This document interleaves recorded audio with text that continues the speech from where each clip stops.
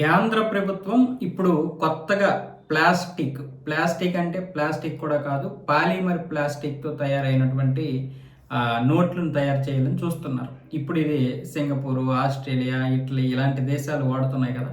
అలాంటి నోట్లని ఇప్పుడు మన దేశం కూడా మన దేశంలోనే తయారయ్యే విధంగా, ఇప్పటి వరకు మన కరెన్సీ విదేశాల్లో తయారవుతూ ఉంటుంది. దానికి మనం కొంత డబ్బులు ఇచ్చుకోవాలి.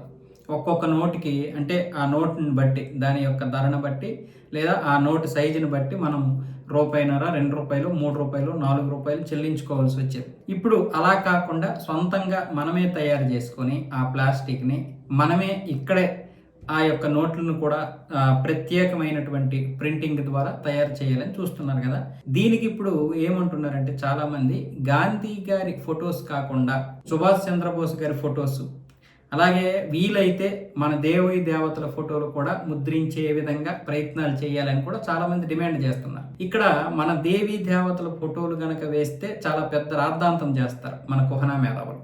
ఎందుకంటే ఇది సెక్యులర్ దేశం కదా. ఒక వర్గానికి చెందినటువంటి, ఒక కమ్యూనిటీకి చెందినటువంటి దేవీ దేవతల ఫొటోస్ ఎలా వేస్తారని చెప్పి చాలామంది డిమాండ్ చేస్తారు. కాబట్టి అలా కాకుండా గాంధీ గారి ఫోటోల్ని బాగా తగ్గించేసి ఆ స్థానంలో సుభాష్ చంద్రబోస్ గారి ఫోటోలు, భగత్ సింగ్ గారి ఫోటోలు, అల్లూరి సీతారామరాజు గారి ఫోటోలు, సుఖ్దేవ్, చంద్రశేఖర్ ఆజాద్ లాంటి గొప్ప గొప్ప మహానుభావులతో పాటు మన అబ్దుల్ కలాం గారి ఫోటోలు, రతన్ టాటా గారివి, ఇలాంటి వారివి కూడా మహానుభావులని యొక్క ఫోటోలు కూడా ముద్రించేటటువంటి ప్రయత్నాలు చేయాలి.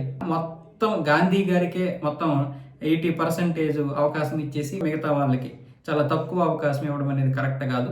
గాంధీ గారికి ఒక 20% ఇచ్చి, మిగతా 80% సుభాష్ చంద్రబోస్ గారికి అందులో 50% ఇచ్చి, మిగతా 30% ఏదైతే ఉందో అది అందరికీ సమానంగా పంచే విధంగా ప్రయత్నాలు చేయాలని ఇప్పుడు కొత్తగా సలహాలు చెప్తున్నారు కేంద్ర ప్రభుత్వానికి. మరి కేంద్ర ప్రభుత్వం ఏ విధంగా నిర్ణయాలు తీసుకుంటుందో చూడాలి.